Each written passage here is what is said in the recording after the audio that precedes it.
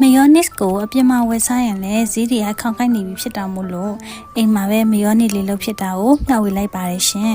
အရင်ဆုံးကြောက်တလုံးစားနေငယ်တခြားတစ်စုံရှာလကာရီတစ်စုံကိုခြေသွားတဲ့အထိအရင်ဆုံးမွေပေးပါမယ်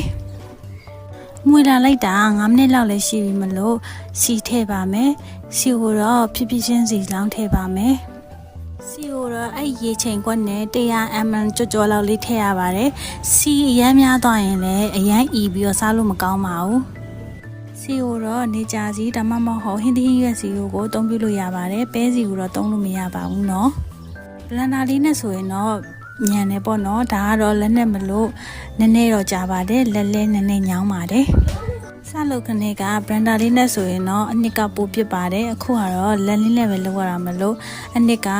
ဒီအနေထားလောက်ပဲရပါတယ်နောက်နေ့တွေမှာတော့မယောနီနဲ့လှုပ်ရှားရတဲ့မုံလေးတွေကိုထပ်ထင်ပြီးသွားပါမယ်ဆုံးဖြတ်ကြည့်ပေးတဲ့တယောက်ချင်းစီတိုင်းကျေးဇူးတင်ပါတယ်